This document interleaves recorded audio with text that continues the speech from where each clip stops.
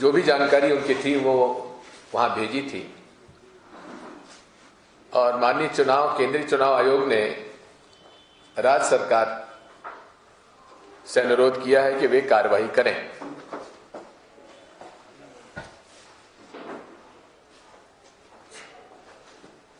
इसके समझने में थोड़ा सा आपको कमलनाथ जी के नेतृत्व में कांग्रेस पार्टी के 15 महीनों की सरकार में जिस तरह से उन्होंने e tendering, Vyapam, Simhastha, pension घोटाला, जो अनेक घोटाले थे, भूमाफिया, रेत माफिया, इनके खिलाफ जो सख्ती से कदम उठाए थे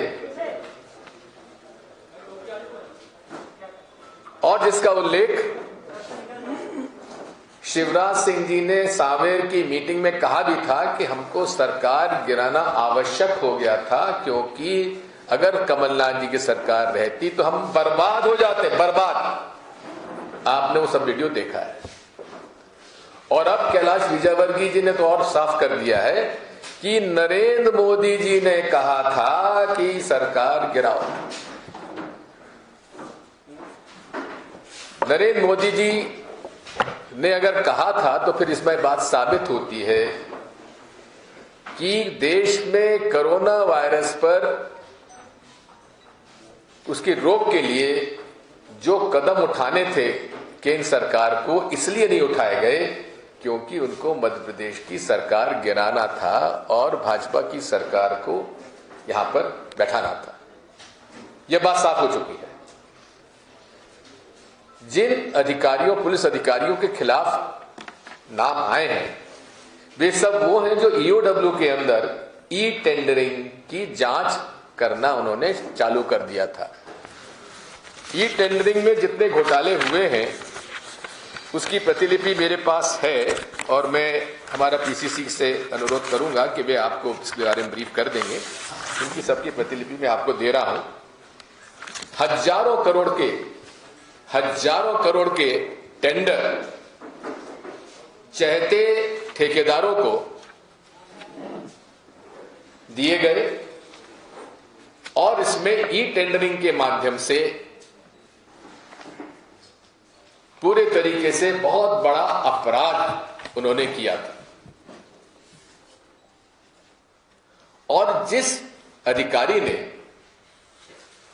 ई टेंडरिंग का घोटाला पकड़ा वो आज मुख्यमंत्री जी के प्रमुख सचिव हैं।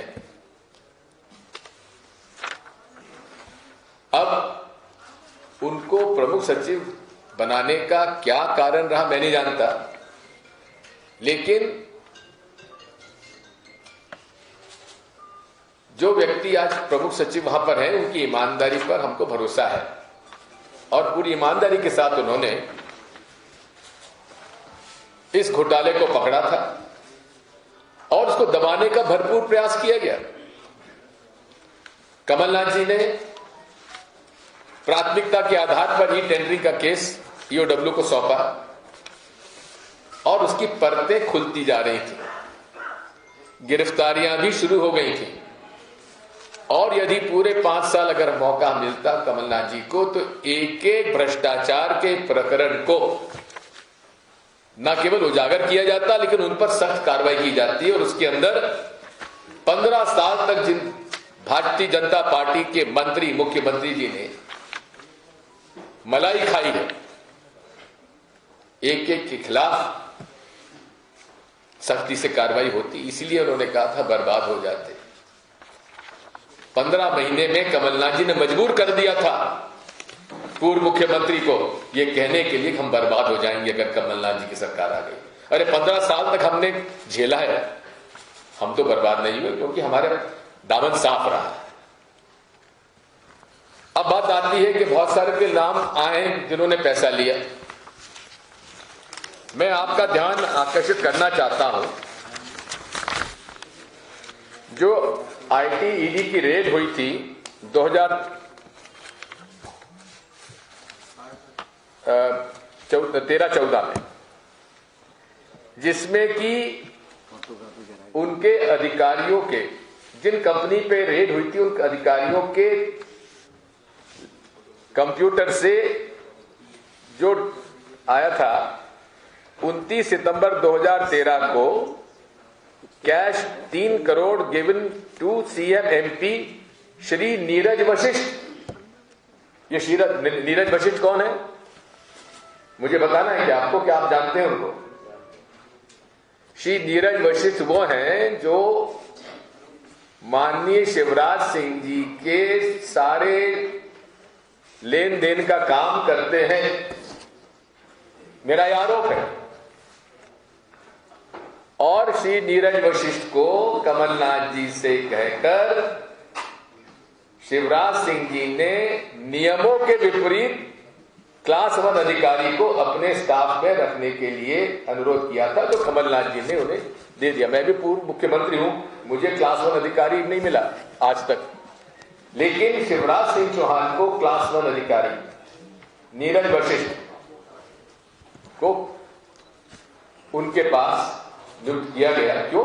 ऐसा क्या प्रेम है शिवराज सिंह चौहान को नीरज वशिष्ठ से? प्रेम इसलिए है क्योंकि वे उनके लिए पैसे का लेन देन करते रहे।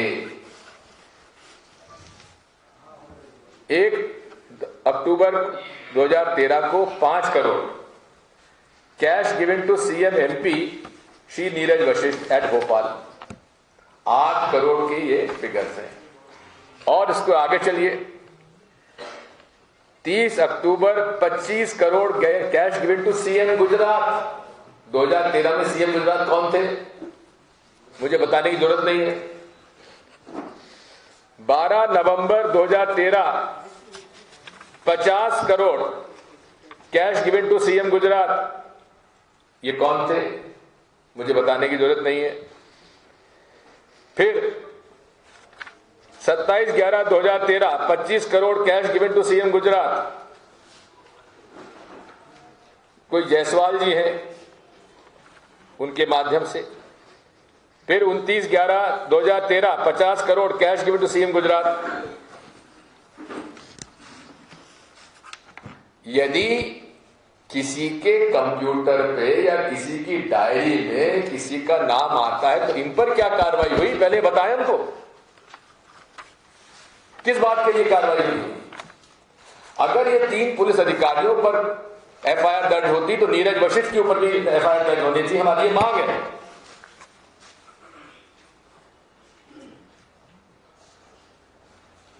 बर्बादी से बचने के लिए ये सारा खेल किया गया है और हमें इस बात का दुख है। माननीय केंद्र चुनाव आयोग, जो कि निष्पक्षता से काम उसे करना चाहिए, जो कि किसी भी अच्छे प्रजातंत्री व्यवस्था में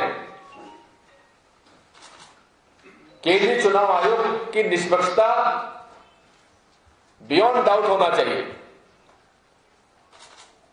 इस मामले में नहीं लगता कि बियॉन्ड डाउट है। क्यों? क्योंकि उन्होंने उन अधिकारियों के खिलाफ कार्रवाई करने का निर्देश दिया है जिनका चुनाव कंडक्ट कराने से कोई लेना देना नहीं है। चुनाव आयोग का चुनाव कैसे कंडक्ट होना है वहीं तक अपने आप की सीमाएं हैं। कौन अधिकारी के भ्रष्टाचार का प्रकरण है, ये उनका कोई डायरेक्शन देने का अधिकार चुनाव आयोग को नहीं है। मैं माननीय केंद्रीय चुनाव आयोग से अनुरोध करूंगा कि आपकी निष्पक्षता पर संदेह नहीं होना चाहिए, लेकिन इस प्रकार के आदेश अगर होंगे तो संदेह होगा। मैं इतना ही कहना चाहता हूं, जो जांच कराना करा लें। कांग्रेस नेता, कांग्रेस का कार्यकर्ता दबने वाला नहीं है। ईडी, आईटी, सीबीआई यह हथियार का उपयोग खुलेआम हो रहा है। अभी आप देख रहे हैं बंगाल में क्या हो रहा है। जब जमीन खिसकने लगती है तो फिर जो व्यक्ति अपने आप को अपने ओहदे से भी बड़ा समझने लगता है तो इस तरह की कार्रवाई करने लगता है। इसलिए कोई डरने वाला नहीं है। जो जांच कराना करा लो, हम लड़ाई लड़ेंगे, जमीन पे लड़ेंगे, विधानसभा में लड़ेंगे, लोकसभा में लड़ेंगे, राज्यसभा में लड़ेंगे और अदालत में लड़ेंगे। धन्यवाद।